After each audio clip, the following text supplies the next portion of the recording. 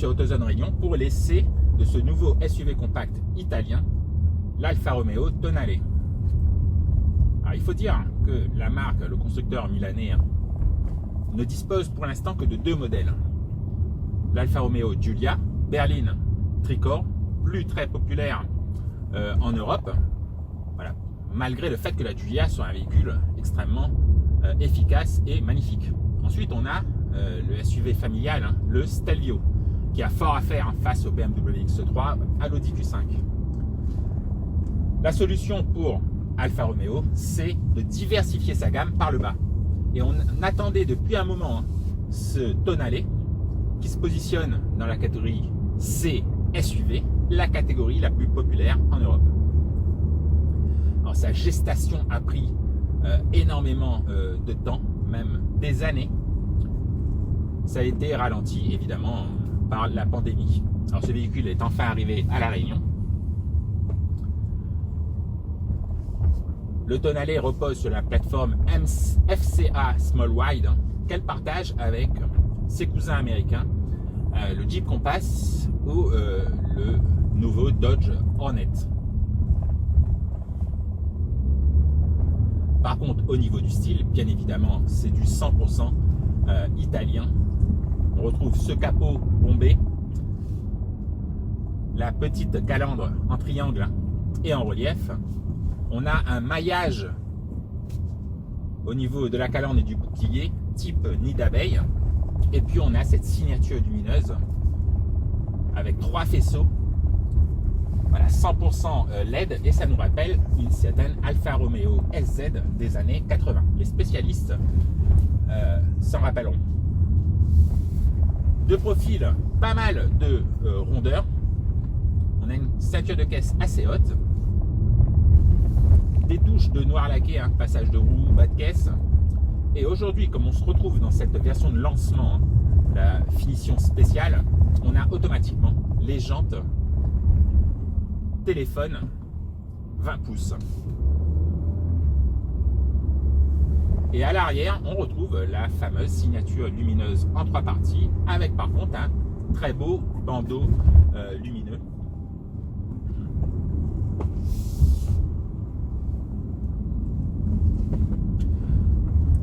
Voilà, il faut bien l'avouer, c'est certainement un des plus beaux SUV compacts.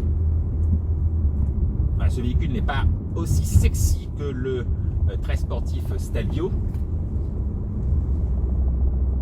mais il se distingue dans la circulation. À bord, c'est un peu pareil. On a toujours ce charme à l'italienne, les aérateurs ronds aux extrémités. Et puis on a la double casquette typique d'Alfa Romeo pour le tableau de bord. Par contre, sous cette double casquette, on retrouve à présent une instrumentation numérique 12,3 pouces, paramétrable. Alors, on a la présentation voilà, moderne avec compteur et contour sur les côtés, inversé pour le contour. Ensuite, on a une présentation, je dirais, épurée au maximum. On peut afficher sa navigation voilà, en grand format. Et on a une présentation rétro. Voilà, toujours au centre, on peut toujours avoir la navigation, mais là, on a une reproduction des anciens compteurs analogiques Alpha. Voilà, évidemment, moi, c'est la configuration que je préfère. À côté de ça, au milieu, on trouve cet écran 10,2 pouces avec le système multimédia Uconnect 5 qu'on retrouve notamment dans la Fiat 500 électrique. Voilà, et ce système est assez réactif. On a tout ce qui est widget.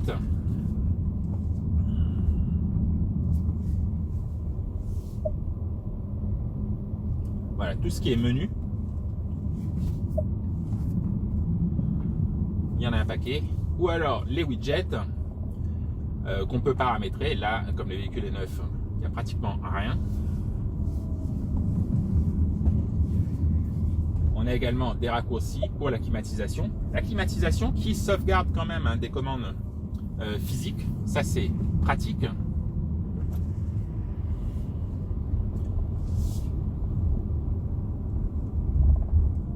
On a également ce volant 3 branches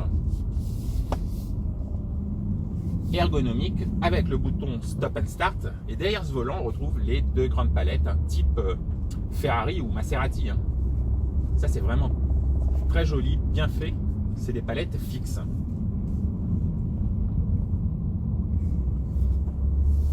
On a également un rangement pour le chargeur par induction. Et on a la petite molette du système DNA1. Alors, mode de conduite, A pour All-Weather, N pour normal, D pour dynamique. Et on peut également déconnecter assez facilement le contrôle de trajectoire. Voilà, alors, comme on est dans cette finition spéciale, le véhicule est suréquipé pour ce modèle de lancement. Au niveau finition, bon, les plastiques sont de bonne facture. Enfin, je dirais que le haut de la planche de bord, c'est relativement moussé. On a du simili-cuir, on a des inserts, on a du simili-cuir également sur les contreportes. Par contre, tout ce qui est assemblage, et puis qualité de certains plastiques comme les commandes de vitres ou sur le tunnel central, là c'est assez moyen. Voilà, on n'arrive pas au niveau, par exemple, de la BMW X1. Je ne pense pas qu'Alfa Romeo cherche à atteindre ce niveau de finition. Voilà, ce tonnelet mise surtout sur le charme sportif dans sa présentation, et puis également avec ses couleurs assez sombres, tout comme la teinte du pavillon, enfin, du ciel de toit.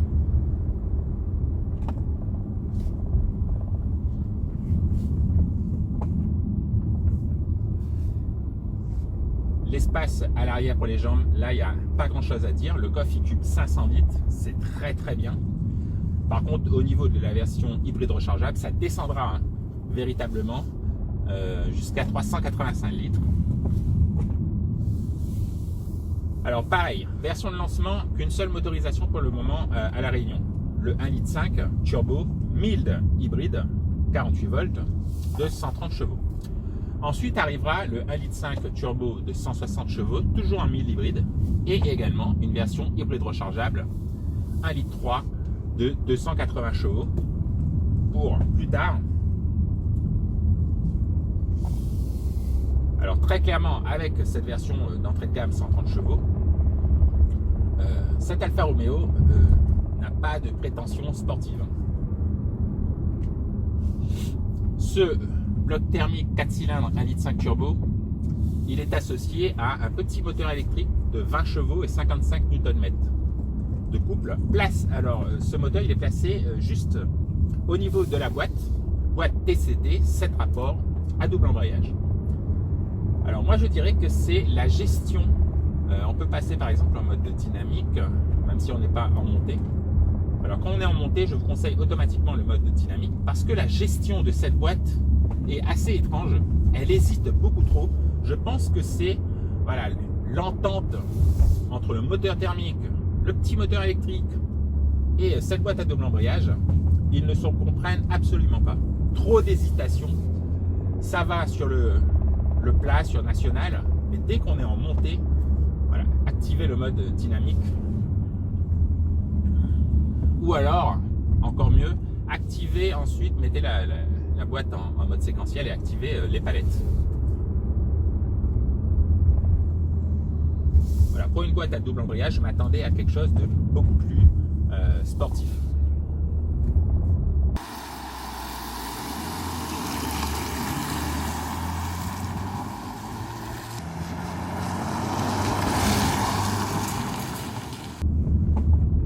Et cette plateforme, par contre,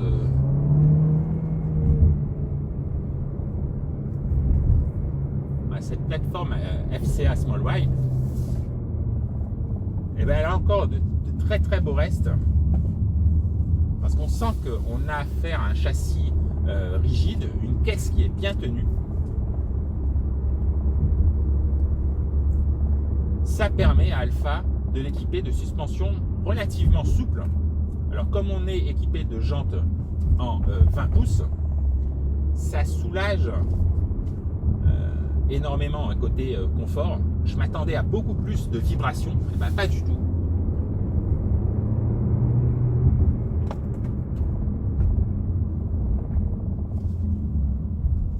sent qu'il y a un bon niveau d'adhérence.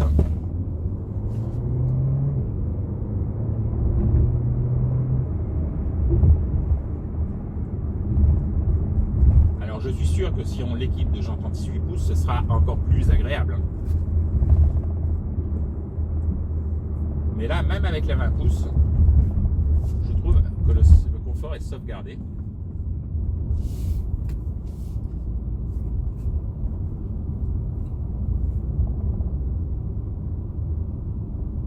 Alors pareil, on a un train avant qui est, je trouve, très directeur. Ça, c'est excellent. Mais ce train avant est associé à une direction électrique, alors pas du tout convaincante.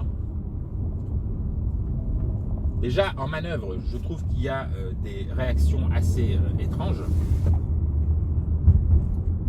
Et puis, cette direction reste toujours trop souple.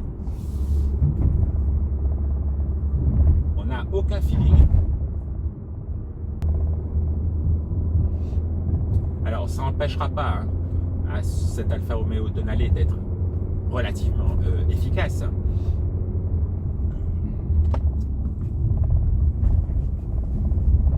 Mais ça l'empêchera d'être une véritable sportive.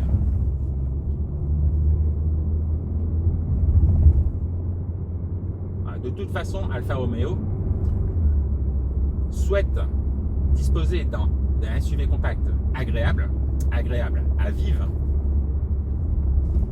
relativement économique, même si on va faire un bilan consommation. Je pense qu'il sera difficile de descendre sous les 8,5 litres avec cette petite motorisation de 130 chevaux qui doit faire avec le poids du véhicule plus d'une tonne 5.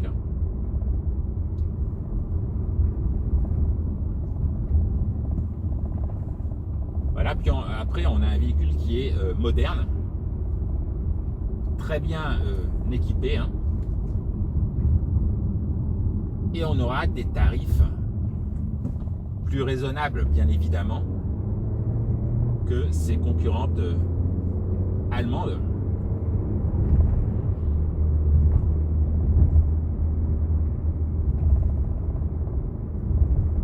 Voilà, à vous de faire votre choix entre une finition impeccable chez les Allemandes ou alors le charme et les petits défauts à l'italien. Voilà, c'était un petit essai dynamique de cette Alfa Romeo Tonale. Et nous, on vous dit à très bientôt sur AutoZone Réunion. À bientôt.